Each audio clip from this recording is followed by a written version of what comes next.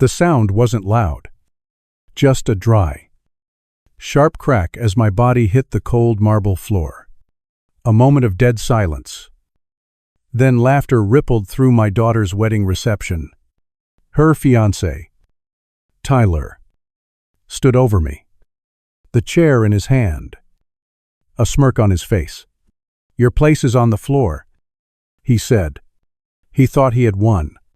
But then, a voice cut through the noise, trembling with shock. "Sergeant, is that you?" And just like that, the entire game changed. This is the story of how I reclaimed my dignity. If you believe respect is earned, not bought, make sure you subscribe and turn on notifications. The tie felt like a noose. I stood in front of the cheap, full-length mirror propped against my bedroom wall, wrestling with the knot of the rented bow tie. It was stiff, unforgiving, and utterly alien. My hands, which could diagnose a faulty engine by sound alone, felt clumsy and oversized, fumbling with the slick polyester. I finally wrestled it into something resembling a bow and took a step back, surveying the damage. The man in the mirror was a stranger. He was wearing a black tuxedo that felt like cardboard, the fabric pulling awkwardly across my shoulders broadened by decades of hoisting engines and turning heavy-duty wrenches. My hands, scrubbed raw, but still bearing the faint map of scars and calluses etched into the skin, looked out of place, emerging from the starched white cuffs. These were hands meant for grease guns and steel, not champagne flutes and delicate handshakes. I turned them over, examining the familiar landscape of my palms. A faint, white scar ran across my left thumb, a souvenir from a slipped wrench when I was 22. A darker, rough patch on my right index finger was a burn from a hot exhaust manifold just last winter. Each mark told a story, and most of those stories, one way or another, were about my daughter, Emily. The garage, my sanctuary, and my livelihood, suddenly filled my mind's eye. The air, thick with the metallic tang of motor oil, the sharp scent of gasoline, and the faint, sweet smell of the sawdust I used to soak up spills. I could almost feel the comfortable weight of a well-worn ratchet in my hand. It was in that garage that I had raised her. In the hours after school and on long summer weekends, it was there, amidst the clatter of tools and the drone of the radio, that I had pieced together a life for us after her mother was gone. A single, vivid memory broke through the surface. Emily couldn't have been more than 5 years old, her pigtails bouncing as she chattered away. Perched on an overturned 5-gallon bucket, her tiny sneakers, already scuffed, dangled a foot above the concrete floor. I was working on a small piece of pine, the rhythmic scrape of the handplane, a soothing counterpoint to her high-pitched voice. I was building her a chair. A simple, sturdy little thing, just her size, so she wouldn't have to sit on a cold bucket anymore. I wanted her to have a proper place, a throne of her own in our little kingdom of grease and steel. I remembered the feel of the wood warming under my hands as I sanded it smooth, the care I took to round every edge so there would be no splinters. I remembered her small hand resting on my arm as she watched, her eyes wide with fascination. "Is it for me?" "Daddy," she'd ask, her voice filled with awe. "All for you, sweetheart." I had promised. These hands built her first chair. I whispered to the stranger in the mirror, "Today, they're supposed to just let her go." A lump, heavy and hard, formed in my throat. I swallowed it down, took one last look at the ill-fitting suit, and walked out of the room to face a world where I didn't belong. The ballroom of the St. Clair Hotel was less a room and more a different dimension. The ceiling soared 2 stories high, and from it hung chandeliers that looked like frozen waterfalls of light, casting a shimmering, golden glow over everything. The air hummed with the discreet murmur of polite conversation and the elegant strains of a string quartet tucked away in a corner. The scent of lilies and roses from the extravagant floral arrangements was so thick it was almost suffocating. It was beautiful, sterile, and intimidating. This was Tyler's world. It was a world built on inherited wealth and silent, complicated rules I would never understand. My world was built on busted knuckles and the satisfaction of bringing a dead engine back to life. I felt the eyes on me as I walked in. They weren't hostile. Not exactly. They were just curious. The way you'd look at a bird that had accidentally flown in through an open window. I was a novelty. The blue-collar father of the bride. A walking, talking exhibit from another social class. I kept my chin up, my shoulders back, and focused on the one thing in this whole glittering cavern that felt real: my daughter. Emily was a beacon in the center of the room, radiant in her white dress. She was laughing, her head tilted back. At something, Tyler was whispering in her ear. He had his arm possessively around her waist. His hand splayed on the fine fabric of her gown. He looked every bit the part of the prince in this fairy tale: tall, handsome, with a smile that was perfectly white and utterly confident. A wave of love, so fierce and protective, it nearly buckled my knees, washed over me. All this was for her. If she was happy, then I could endure anything. I began the long walk toward the head table, a journey that felt like crossing a minefield. I navigated through clusters of people in expensive suits and silk dresses, their conversations stopping for a fraction of a second as I passed. I offered a few tight smiles and curt nods, my hands shoved deep into my pockets. Finally, I reached the table. It was a long, elevated affair, laden with yet more flowers and a dizzying array of silverware. A small, elegant card with the name Michael Miller written in swirling gold script sat next to a plate. My spot, right next to the groom.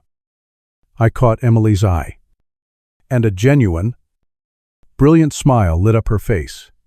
For that 1 second, the noise and the glitter faded away. She wasn't Mrs. Tuller Harrison. She was just my Emily, the little girl with the scraped knees and the infectious giggle. I smiled back, feeling the tension in my shoulders ease. For the first time all day, I was about to speak, to tell her how beautiful she looked, when Tyler leaned over and kissed her. A deliberately long and theatrical kiss that cut me off before I could start. I cleared my throat and turned my attention to my seat. My legs ached from a long day, and the thought of finally sitting down was a welcome one. I reached for the back of the heavy, ornate chair, my body already beginning the motion of lowering itself. The chair vanished. One moment, it was there, solid and waiting. The next, it was gone, pulled sharply away. My body, already committed to the act of sitting, had nothing to meet it. For a horrifying, weightless half-second, I was suspended in mid-air. Then gravity took over. My feet tangled, and I went down. Hard. The impact of my hip against the unforgivingly slick marble floor sent a jolt of pain up my spine.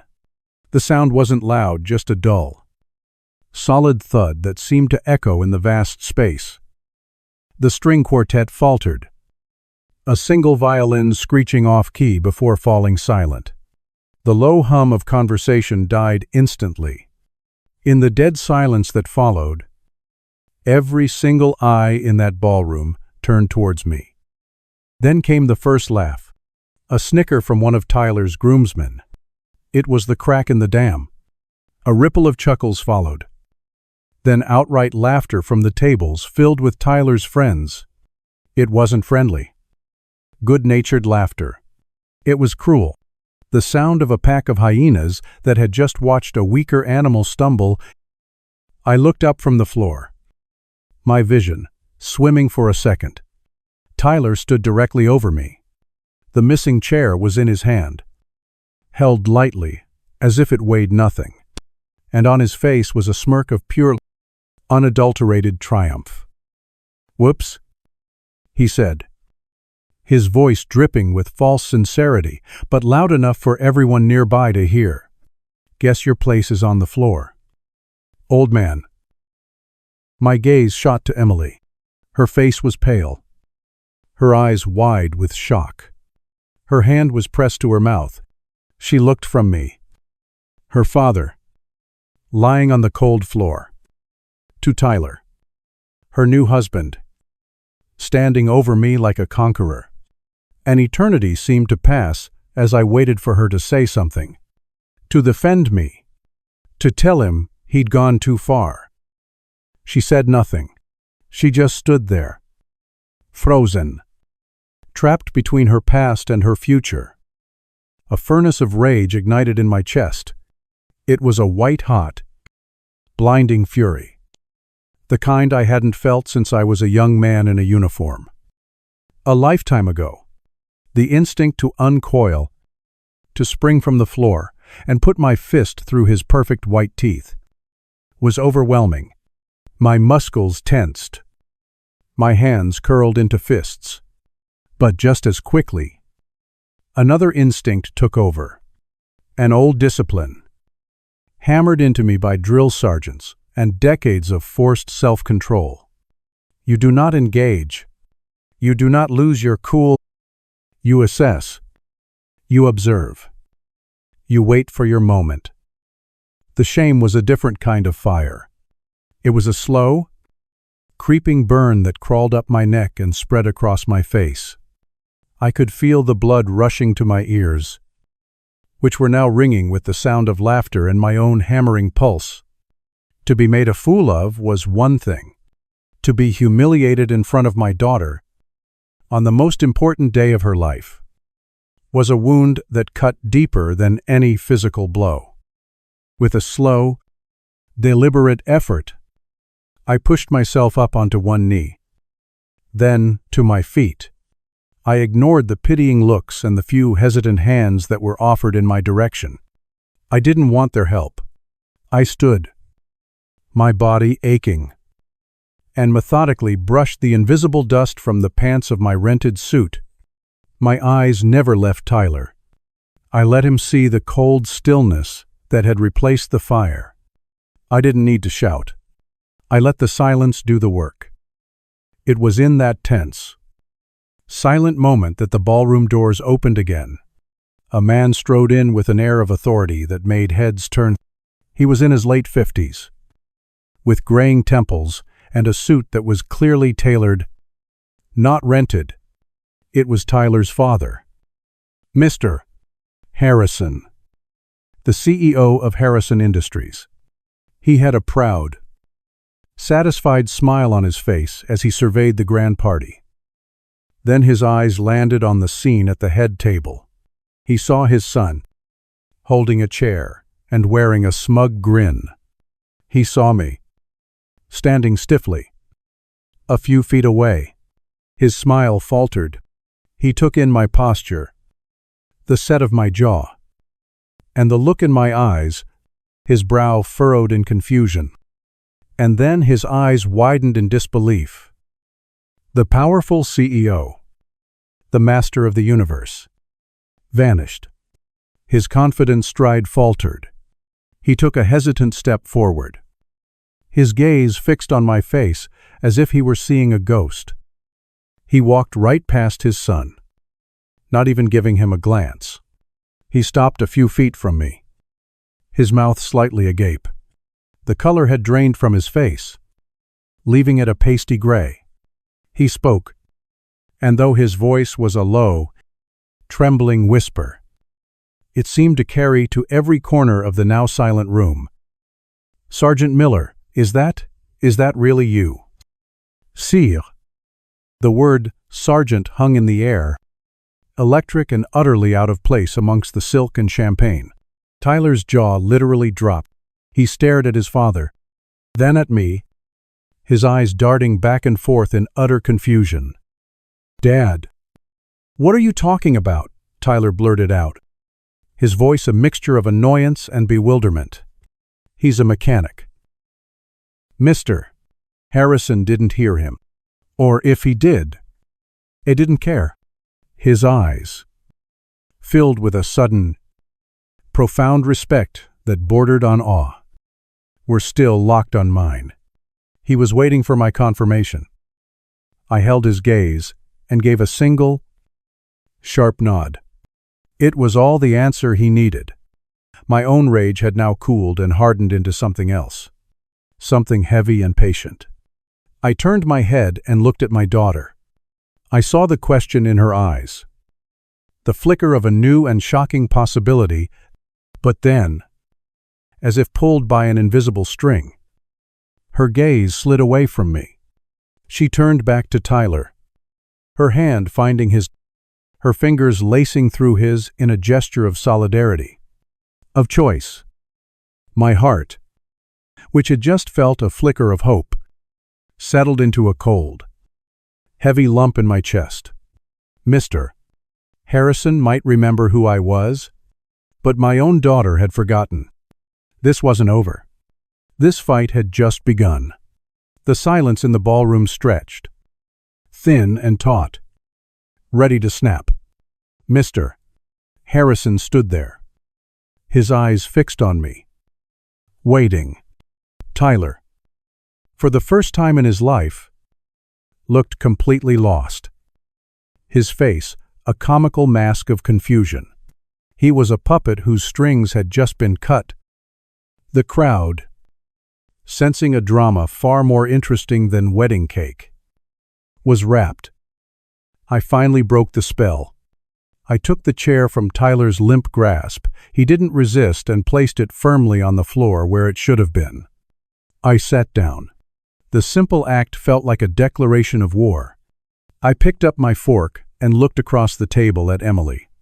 Her face was pale, her eyes darting between me, Tyler, and her new father-in-law. She was a ship caught in a sudden storm, with no safe harbor in sight. Mr. Harrison seemed to pull himself together. He walked to his own seat at the table, next to his wife, and sat down without another word. The string quartet, taking this as their cue, hesitantly began to play again. The spell was broken. A low buzz of conversation resumed, but the energy in the room had shifted. Glances were being stolen. Whispers were being exchanged. The fairy tale had a crack in its foundation. The rest of the evening was a blur of forced pleasantries. I ate the ridiculously expensive food, which all tasted like ash in my mouth. I watched the speeches, the toasts, the cutting of the cake. Through it all, I felt the weight of Mr. Harrison's gaze on me from across the table. It wasn't hostile. It was thoughtful, heavy with unspoken history. Tyler, having recovered some of his swagger, ignored me completely, focusing all his attention on Emily, keeping her locked in his orbit with a constant stream of whispers and touches. He was marking his territory. I left as soon as it was polite to do so. The drive home in my old Ford F-150 was a relief. The familiar rumble of the engine and the worn leather of the steering wheel under my hands were anchors in a world that had suddenly tilted on its axis. The sterile, perfumed air of the hotel was replaced by the honest smell of old coffee and gasoline. My world. The days that followed were quiet. Too quiet. I waited for a call from Emily. A text. Anything. It finally came 3 days later. on a Tuesday afternoon. I was just wiping my hands on a rag. The scent of transmission fluid thick in the air. When my phone buzzed in my pocket, her name flashed on the screen. "Hey, Dad," she said. Her voice was bright, but it was a brittle, artificial brightness, like a light bulb screwed in too tight. "Hi, sweetheart. How was the honeymoon?" I asked, keeping my own voice steady. "Oh, it was amazing, so beautiful. Tyler sends his love." There was a pause. I knew what was coming. "Listen, Dad, about the wedding. I'm so sorry about that whole incident with the chair. Tyler feels just awful about it. He was just so stressed. You know, and he'd had a little too much champagne. He was just trying to be funny. A stupid joke that didn't land. He's really sorry." I listened to the rehearsed speech, and my heart ached. Those were Tyler's words, polished and packaged, coming out of my daughter's mouth. She was his mouthpiece. "It's okay, Emily," I said, the lie tasting bitter. "Don't you worry about it." Great because, well, Tyler had a wonderful idea. He wants to take you out for a steak dinner this weekend. Just the two of you. To clear the air. You know, make things right. A steak dinner. The classic rich man's apology. A problem to be solved with money. A part of me wanted to refuse. To tell her exactly what I thought of her husband and his jokes. But another part, the part that was terrified of losing her, knew I couldn't. If I fought him now, he would use it as proof that I was the problem. "That sounds nice." I managed to say, "You tell him I'll be there." That Saturday, I found myself sitting in a restaurant that was so dark and expensive it felt like a cave lined with leather. The menus were heavy as tombstones, and the prices made my eyes water. Tyler sat across from me, looking relaxed and magnanimous in a cashmere sweater. "Mike," he began, calling me by a name I hated. "I just want to say again, I am truly sorry about the wedding. It was a boneheaded move. No excuses." He raised his glass of whiskey, a drink that probably cost more than my lunch for a week, to a fresh start. I clinked my water glass against his. For the next hour, I endured a monologue about his success. He talked about a recent merger, a new condo he was buying, the trouble with finding good help for his yacht. It was a performance designed to highlight the vast, unbridgeable chasm between our lives. He wasn't trying to connect with me. He was trying to intimidate me, to put me back in my place after the Sargent incident had briefly elevated me. "You know," he said, leaning forward conspiratorially as he cut into a steak the size of a hubcap, "I really admire what you've done. Raising Emily all on your own, on a mechanic's salary. It's tough. I get it. There are just limits, you know. But you gave her a good foundation. Now it's my turn to give her the world." The implication was clear. Your job is done. You can go back to your garage now. I'm in charge. The meal finally ended. The waiter, silent and efficient, placed a small, leather-bound folder on the table between us. Tyler didn't even look at it. He just nudged it with his finger, sliding it across the polished wood until it stopped in front of me. I looked at him, confused. He smiled that perfect, white smile. "It's tradition." "Mike," he said, his voice smooth as silk, "the bride's father pays for the meal to show his respect for the man who is now taking care of his daughter. A symbolic gesture. You do respect me." don't you? I opened the folder. The bill was for $327.50. It was more than my weekly grocery budget. It was a punch to the gut. Delivered with a smile. This wasn't a peace offering. This was another public execution. Just quieter this time. He was making me pay for my own humiliation. My first instinct was to throw the folder in his face, but I saw the look in his eyes, eager, expectant. He wanted me to make a scene. He wanted me to prove that I was the classless, hot-headed old man he thought I was. So I didn't. I reached into my back pocket and pulled out my worn leather wallet. I took out the 4 credit cards I rotated to make ends meet and found the one that wasn't maxed out. I placed it inside the folder and slid it back across the table. I didn't say a word. I just met his gaze. And my silence was colder than any insult I could have hurled. His smile faltered for just a second. He hadn't gotten the reaction he wanted. The drive home was different this time. The cold stone in my stomach had been replaced by a slow, burning fire. This wasn't just arrogance. This wasn't a series of stupid jokes.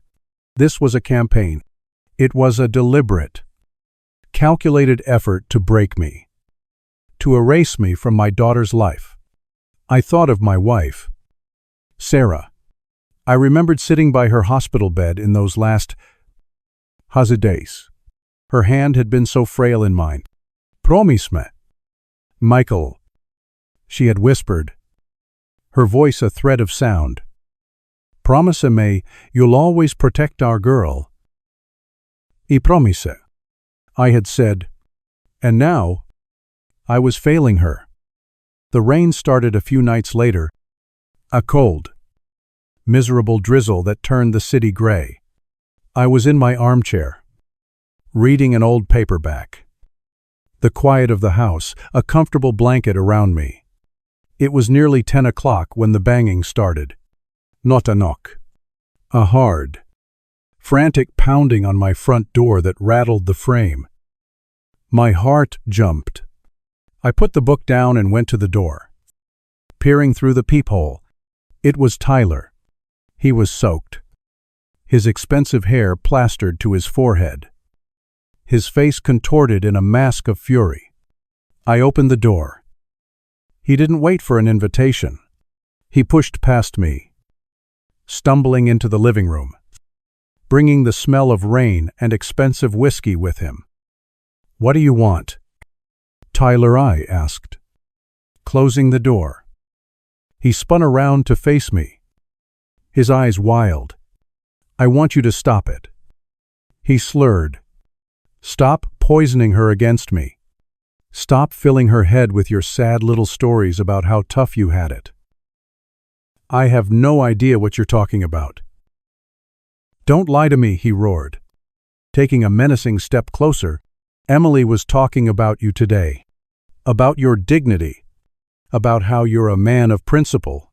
You're trying to make me look bad. Trying to make her feel sorry for you. He was inches from my face now. I could feel the heat coming off him. But behind the drunken rage, I saw something else. Fear. He was terrified that the image he had so carefully constructed was cracking. You listen to me, old man, he hissed, poking a finger into my chest. You are going to apologize. You're going to call her up and tell her you were wrong. That you're jealous of what she has with me. You do that. Or I swear to God, you will never see your daughter again. You'll die alone in this sad little house. And she won't even come to your funeral. That was it. The final line had been crossed. The fire in my gut roared back to life. But this time it was a cold, controlled burn. I didn't move. I didn't even flinch.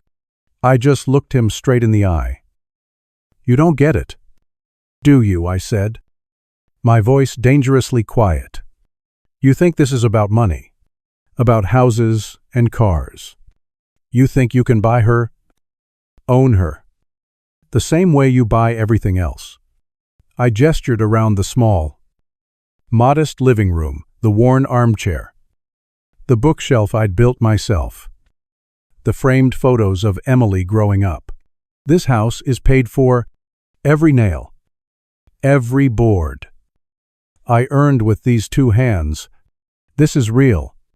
What I gave my daughter wasn't money. It was love. Unconditional. It's a concept you're never going to understand. He stared at me, his drunken mind struggling to process what I was saying. He had expected me to crumble, to beg. He didn't know how to handle defiance. He sputtered for a moment. Then his face hardened. "You've made a big mistake," he snarled. And then he turned and stormed out, slamming the door behind him. The silence he left behind was heavy. The house felt violated. I walked over to the mantelpiece and picked up a photo of Sarah, her smile bright and full of life. "I'm sorry," I whispered to her. "I'm going to fix this." I knew then that I couldn't do it alone. He had money, power, and my daughter's ear. I had nothing but a busted set of knuckles and a sense of righteousness. It wasn't enough. I went to the small desk in the corner where I kept my bills and paperwork. Tucked into a slot was the business card Mr. Harrison had pressed into my hand at the wedding before I left. "If you ever need anything," he'd said, his eyes conveying a meaning I hadn't understood at the time. My hand trembled slightly as I picked up the phone. It felt like a surrender, a betrayal of my own self-reliance. But this wasn't about my pride anymore. This was about Emily. I took a deep breath and dialed the number. It was answered on the second ring by a crisp, professional voice. "Robert Harrison's office." "This is former Sergeant Michael Miller," I said, my voice steady. "I need to talk to him. It's about his son. It's about my daughter's safety." There was a pause, and then the voice said, "Please hold. Mr. Miller." A few moments later, a new voice came on the line, deeper and weary. "Michael, it's Robert. What's wrong?" We met the next morning at a small, anonymous coffee shop halfway between my house and his downtown office. It was the kind of place with mismatched furniture and bad art on the walls, a place neither of us would ever normally go. He was already there when I arrived, sitting at a small table in the back corner, stirring a black coffee. He looked tired. The powerful CEO from the wedding was gone, replaced by a worried father. I sat down and told him everything. I started with the chair incident and ended with Tyler storming out of my house the night before. I told him the facts, plain and simple, without emotion or exaggeration. The story was damning enough on its own. He listened without interrupting, his expression growing darker with every word. When I finished, he stared into his coffee cup for a long time. "I am so sorry, Michael," he finally said, his voice raspy with shame. "I have no excuse for him. I gave him everything. And in the process, I created a monster, a weak, cruel bully." He looked up and met my eyes. "In the Army, you were the toughest, most honorable man I ever knew. You saved my life, and the lives of my entire squad. In that ambush outside Fallujah, I never forgot that. I owe you a debt I can never repay. This isn't about that." "Robert," I said. "Yes, it is," he insisted, his voice firming. "It's about honor, and it's about saving your daughter from the mess I created." He leaned forward, his eyes intense. "I have a plan," he said, his voice dropping to a low conspiratorial tone. "But it requires you to trust me completely. And I'm warning you, it's going to get ugly before it gets better. Tyler has one all-consuming weakness. The one I unfortunately instilled in him myself. Greed. And we're going to use it to hang him. I looked at Robert Harrison across the rickety table. The bitter aroma of burnt coffee hanging in the air between us. The desperate father in me was screaming to say yes, to grab onto any lifeline he offered. But the sergeant in him, the man Robert remembered, was cautious. A plan was a dangerous thing. A bad plan was a deadly one. In the field, it got men killed. Here, in this new kind of war, a bad plan could cost me my daughter forever. What kind of plan, I asked, my voice low. Robert leaned in closer, the clatter of the coffee shop fading into a dull roar. Tyler worships money, he said, a look of profound distaste on his face. It's his god, his compass, his reason for being. He married your daughter because he loves her. I suppose, in his own selfish way. But he also married her because she's beautiful. A perfect accessory. An asset. Right now, you are a liability. A working-class stain on his perfect, curated life. We're going to change that. We're going to turn you into an asset. I must have looked as confused as I felt, because he smiled. A thin, humorless expression. We're going to invent a story, a very believable story. We're going to make him think that you, Michael Miller, the humble mechanic, are about to come into a substantial amount of money, a life-changing amount. My mind raced, trying to keep up. He'll never believe that. He knows what I am. He knows what he thinks you are. Robert corrected. But people like Tyler don't believe in hard work. They believe in luck. In loopholes. In sudden windfalls. It fits their worldview. He took a sip of his coffee and grimaced. A few years back, before your wife passed, you two were working on something. Weren't you? Some kind of invention for the shop, a tool. The question caught me completely off guard. It was true. Sarah, my late wife, had been a brilliant amateur engineer. She saw problems in my work and sketched out elegant solutions in a notebook she always carried. We had designed a new type of hydraulic lift system, one that was safer and more efficient. We'd even filed a provisional patent for it. But after she got sick, we never had the money or the energy to pursue it. It became another forgotten dream, packed away in a box in the attic. How did you know about that? I asked. Stunned. I had my people do a little digging after the wedding. He admitted. Not unkindly. I had to know who you were. Michael, the patent is expired now. Of course, but the idea is sound, and it's the seed of our story. And so, in the back corner of a rundown coffee shop, the plan began to take shape. It was meticulous, devious, and it played perfectly to Tyler's arrogance and greed. For the next hour, we weren't a CEO and a mechanic.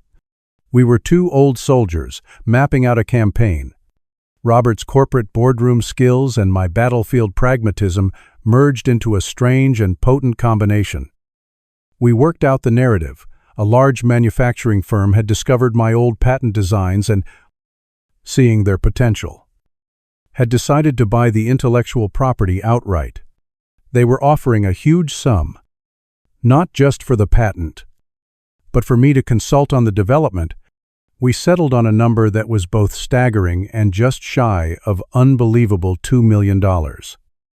A few days later, I was sitting in a corner office on the 40th floor of the Harrison Industries Tower. The view of Cleveland and Lake Erie was breathtaking. The office belonged to Robert's personal lawyer, a man named Arthur Vance, who had been briefed on the situation and, with a weary sigh of loyalty to his boss. Agreed to play his part. The desk between us was covered in a sheaf of official-looking documents that Arthur's team had drafted overnight. They were completely fake, but they looked terrifyingly real, filled with legal jargon, non-disclosure clauses, and, on the final page, a settlement amount of $2. Ling. It was our bait. The next phase of the plan was Robert's. It had to be. He was the only one Tyler might believe. That evening, Robert hosted a small, impromptu family dinner at his mansion in Hunting Valley. Emily and Tyler were there, along with Robert's wife, a woman who seemed permanently bewildered by her husband and her son. I, of course, was not invited. I was at home, pacing my small living room, my stomach churning with anxiety. As Robert recounted to me later, he waited until dessert. He poured everyone a glass of vintage port, then raised his own. "I have some interesting news," he announced to the table. "It seems we may have underestimated our new in-law."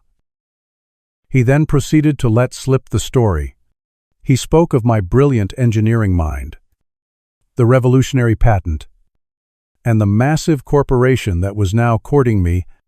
He made it sound as if he'd just discovered I was a secret genius. He casually mentioned the $2 million figure, then added the masterstroke. "The best part," he said, looking thoughtfully at Emily, "is that Michael is doing it all for you. He told me on the phone that he feels he never gave you the start in life you deserved. He's planning to put the entire settlement into a trust for you and Tyler. A wedding present. He called it." The hook was in the water.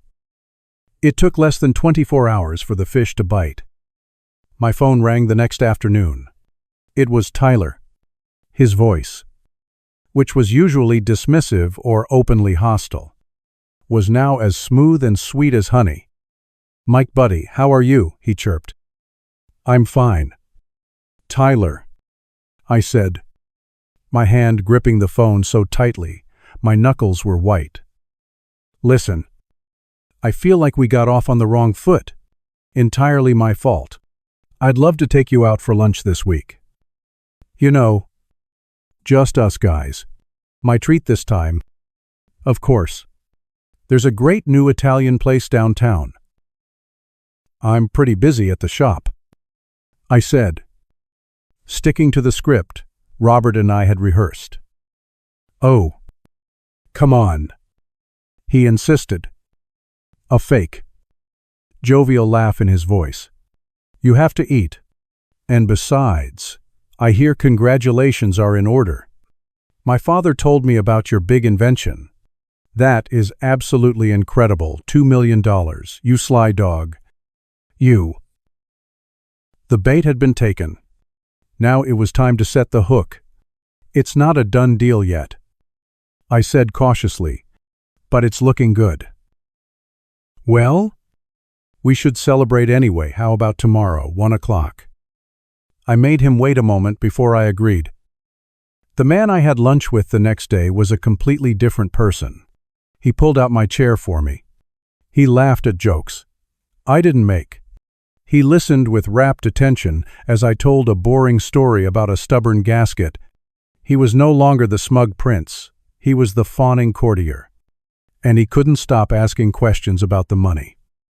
"So this trust fund idea," he said, swirling a glass of expensive red wine, "that is just the most generous thing I have ever heard. Emily is a lucky girl." I feigned a world-weary sigh. "Well, she's all I've got. I just want to make sure she's taken care of. I don't know the first thing about managing that kind of money. It's not my world." My plan was to just hand the check over to her and let her figure it out. This was the second piece of bait, carefully crafted by Robert. The idea that the money would be completely under Emily's control. Tyler's eyes narrowed for just a fraction of a second. A flicker of calculation in their depths. His smile, however, remained perfectly in place. That's a noble thought. Mike? Truly. But you know how Emily is. She's artistic, not the most practical with finances. You wouldn't want to burden her with that kind of responsibility. A woman needs to be protected from such things. The trap was closing. What do you suggest? I asked. Feigning innocence. Well, he said, leaning in. As it happens, I have a fantastic wealth manager. We could set up the trust in such a way that it's jointly managed, so I can help guide the investments. Make that 2 million grow into 10 million.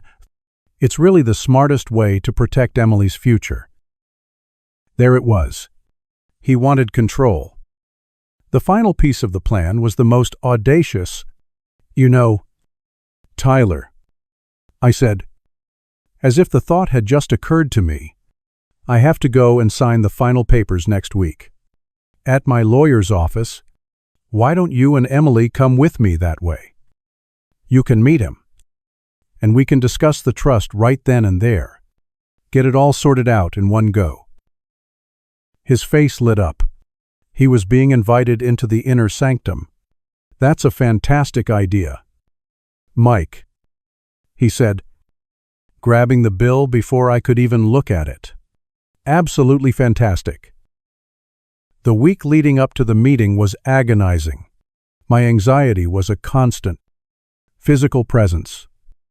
A knot of dread in my stomach. What if he saw through it?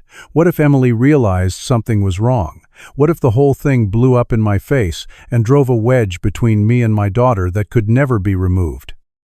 Then, a stroke of what seemed like disastrous luck, but which Robert later called a controlled variable, occurred. The day before the scheduled meeting, Emily called me, her voice thick with congestion. Dad, I'm so sorry. She croaked. I think I have the flu. There's no way I can make it to the lawyer's office tomorrow. I can barely get out of bed. My heart plummeted. The whole plan depended on her being there to hear his true intentions. Oh, honey, don't worry about it, I said, my mind racing. We can reschedule. No, a voice in the background shouted. It was Tyler. He came on the line a second later. No. Don't reschedule on our account. Mike, it's too important. Emily can stay home and rest. I'll be there. I can represent both our interests. We'll fill her in on all the details later. His voice was slick with false concern. But underneath it, I could hear his excitement. With Emily out of the way, it would be even easier for him to take control. I reluctantly agreed. The lawyer's office was, once again, Arthur Vance's corner suite on the 40th floor. The only difference was that this time, it was rigged. A high-fidelity microphone, the kind used in professional recording studios, was concealed in a pen holder on the desk.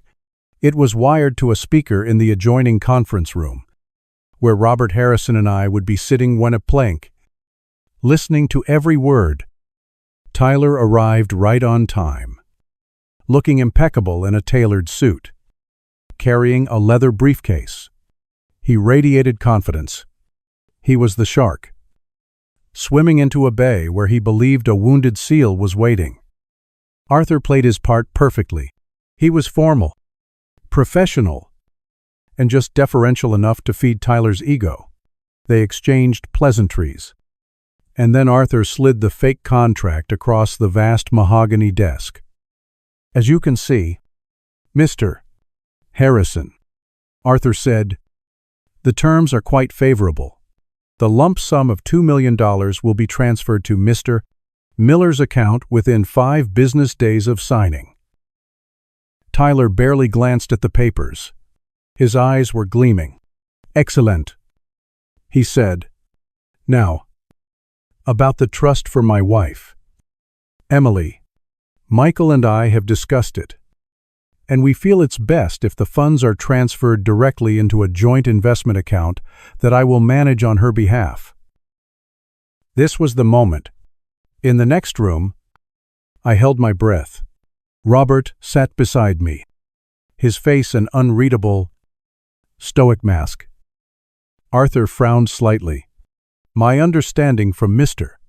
Miller was that the trust was to be solely in his daughter's name, to give her, and I quote, "complete financial independence."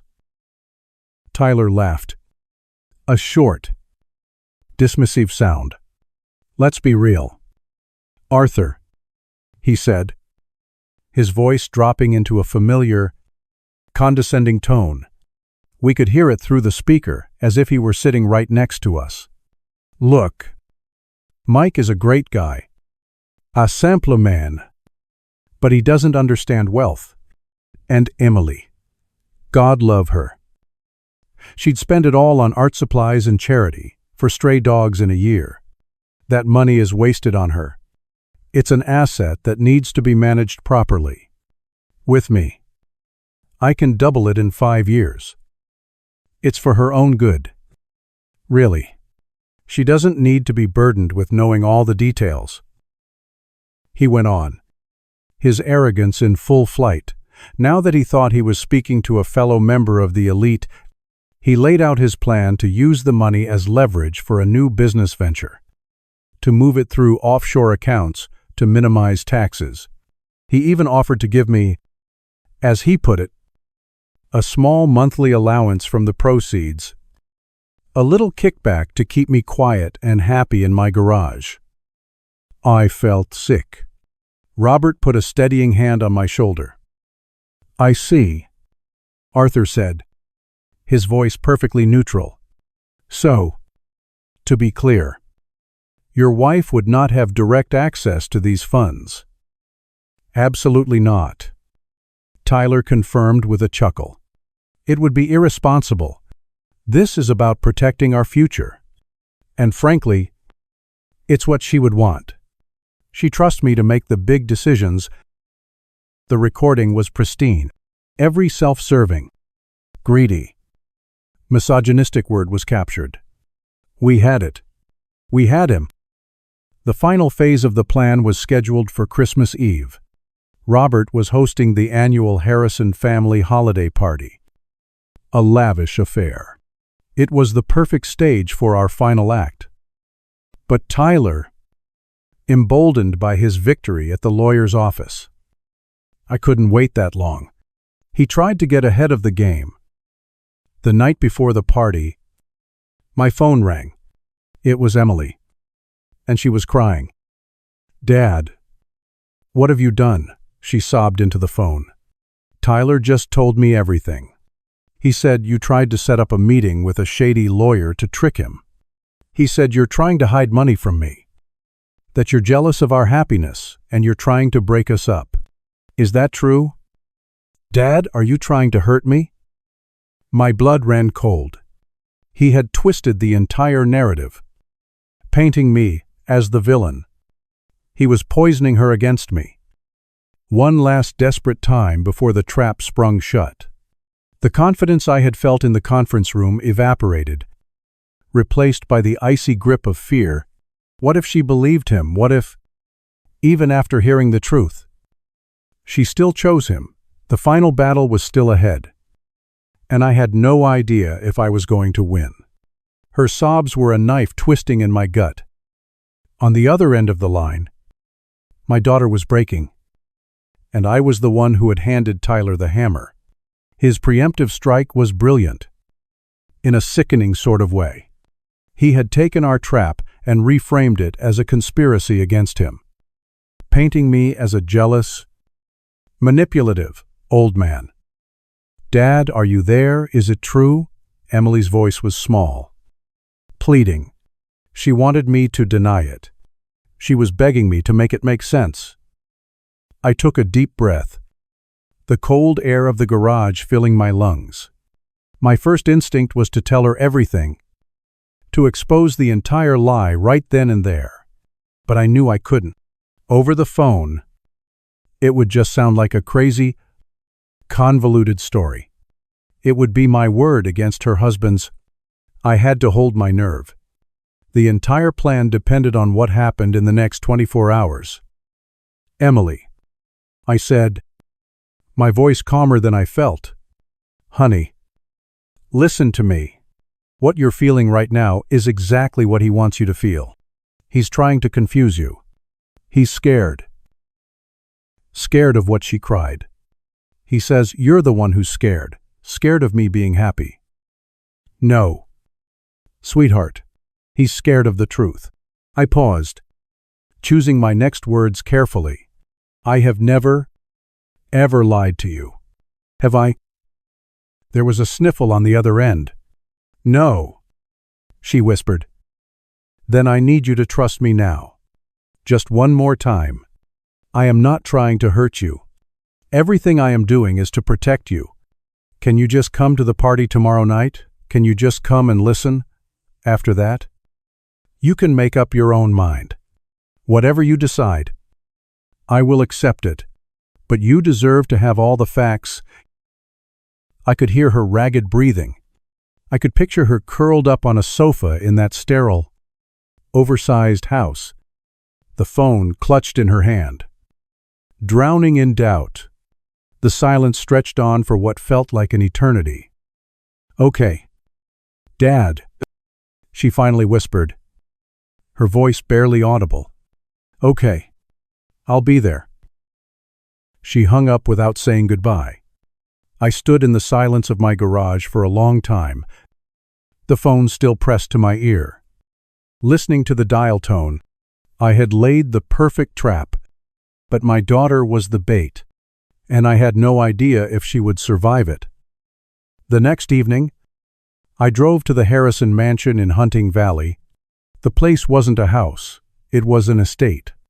A long, winding driveway led up to a stone fortress that was lit up with so many Christmas lights, it probably had its own power grid. Valets in neat red jackets were whisking cars away.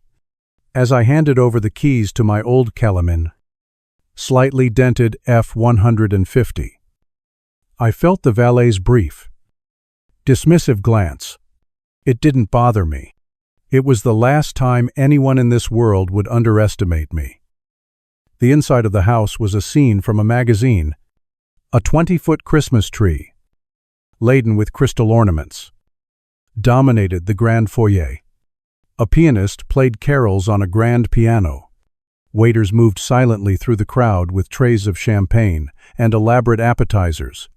The air smelled of fresh pine, cinnamon, and money. I spotted Emily near the massive stone fireplace. She was talking to one of Tyler's aunts, a brittle-looking woman dripping in diamonds. Emily was wearing a beautiful emerald green dress, but she looked pale and exhausted. Her eyes were puffy, and her smile was a fragile, painted-on thing. She saw me over the woman's shoulder, and for a second, her eyes pleaded with me.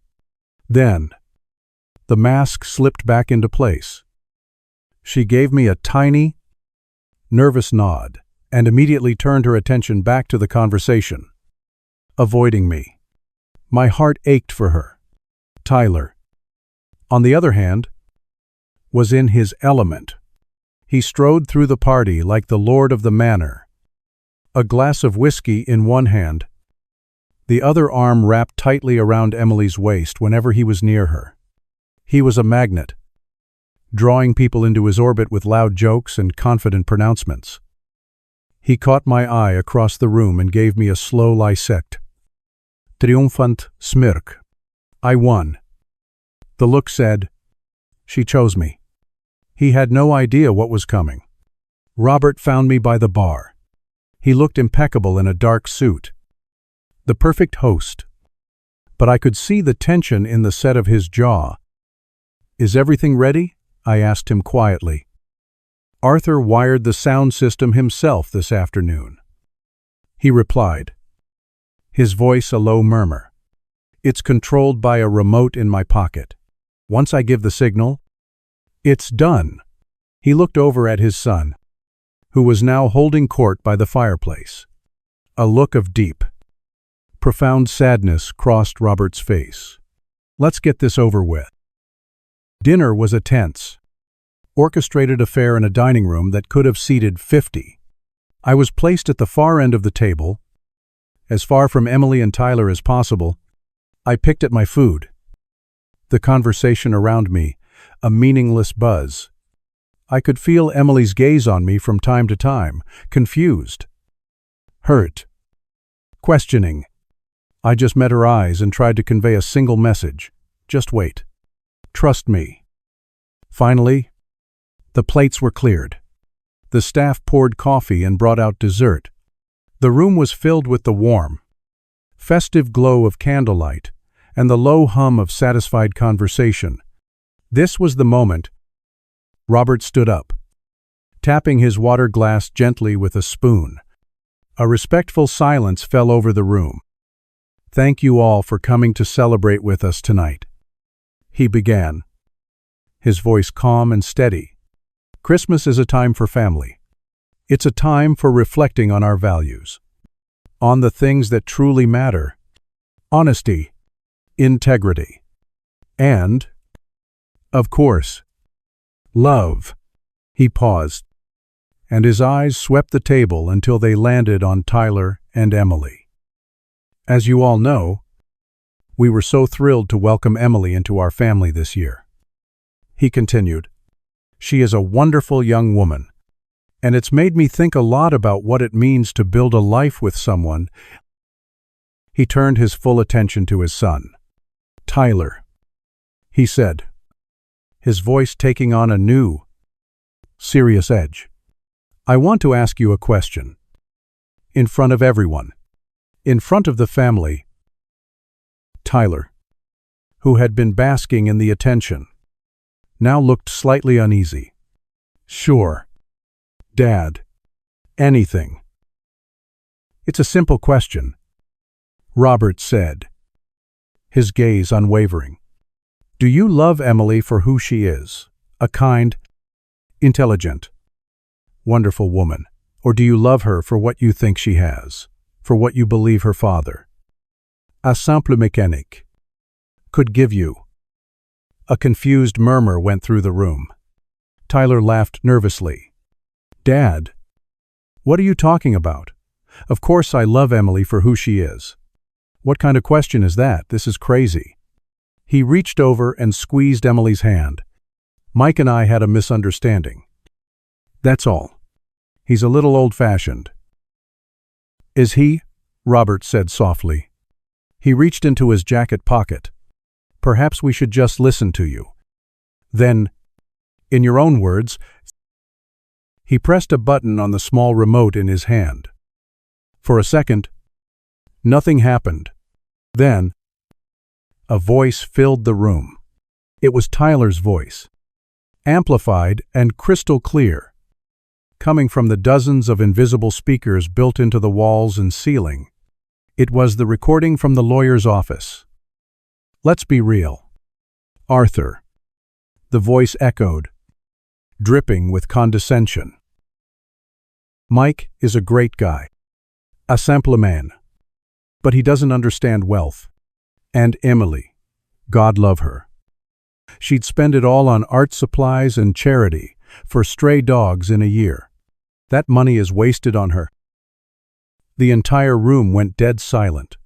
You could have heard a pin drop on the thick Persian rug. Every single guest froze, their forks halfway to their mouths, their eyes wide with shock. Tyler's face went completely white. He looked as if he'd been shot. The voice continued, relentless and damning. It's an asset that needs to be managed properly. She doesn't need to be burdened with knowing all the details. My plan is to use the money as leverage for a new business venture. Move it through offshore accounts. I didn't look at Tyler. I looked at Emily. I watched her face cycle through a storm of emotions. First, utter confusion. Then, a flicker of dawning recognition. Then, horrified disbelief as she heard her own husband, the man she had defended, so casually and cruelly dismiss her, plan to steal from her, and lay out his contempt for the world to hear. The recording ended with the most damning line of all. Absolutely not. She would not have direct access to these funds. It would be irresponsible. This is about protecting our future. And frankly, it's what she would want.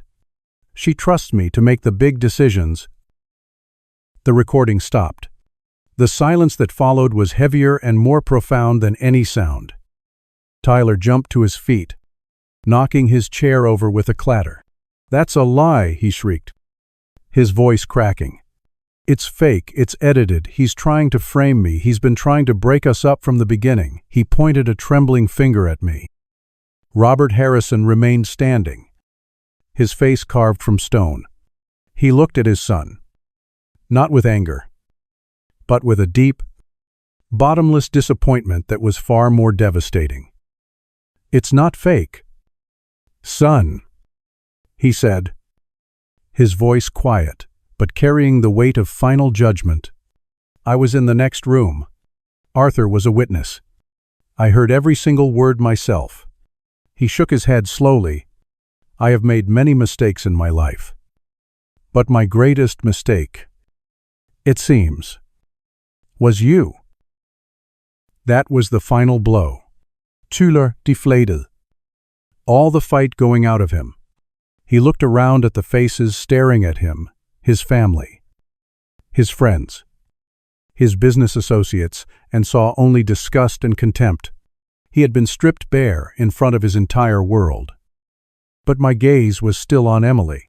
The color had drained from her face, and tears were streaming silently down her cheeks, dripping onto her beautiful green dress.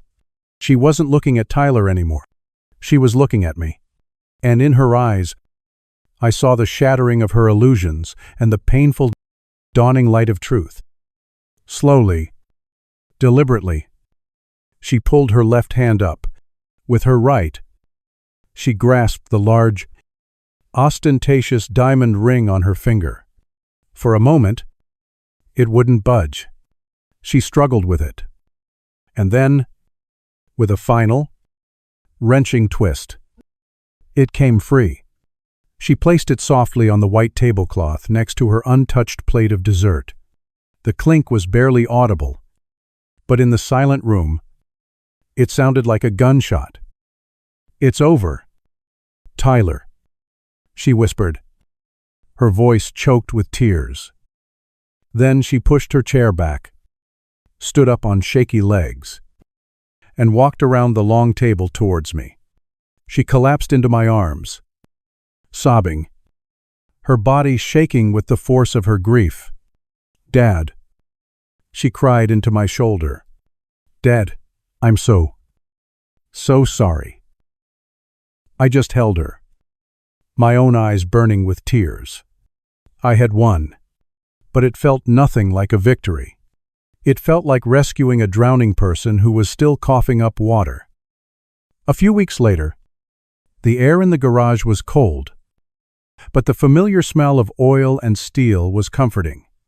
A small space heater glowed orange in the corner. I was working on the carburetor for an old Mustang, my hands moving with practiced ease. The side door creaked open, and Emily came in, carrying 2 mugs of steaming coffee. She was wearing an old, paint-stained sweatshirt and jeans. The hollowed-out, haunted look in her eyes was starting to fade, replaced by a quiet strength I hadn't seen in years. She didn't say anything. She just handed me a mug and sat down on the small, sturdy wooden chair I had built for her more than 20 years ago.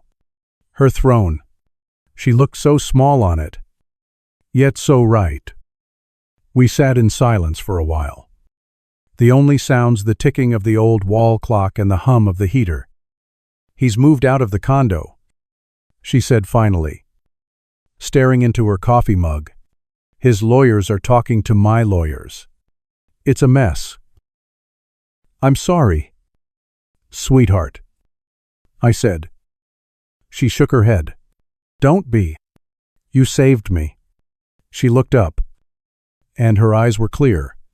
I was so blind.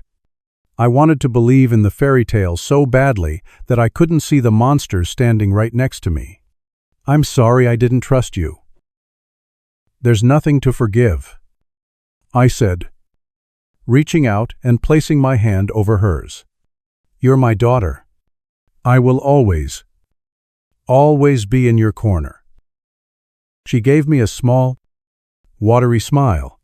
"Can I help?" she asked, nodding towards the engine parts on my workbench. "I thought you'd never ask," I said, a real, genuine smile spreading across my face for the first time in months. "Grab that 3/8-inch wrench. Let me show you how to set the timing." As I stood there, showing my daughter how to bring an old engine back to life, I thought about the past few months. Justice, I realized, isn't always about a dramatic, thundering revenge. Sometimes it's quieter. Sometimes it's just about holding a light up in the darkness and letting the truth be seen. It's about building something real and lasting. Something that can withstand the storms, whether it's a small wooden chair or a daughter's love. I looked over at Emily, her brow furrowed in concentration as she carefully tightened a bolt, and I knew I had finally kept the promise I made to Sarah all those years ago. Our girl was safe. She was home,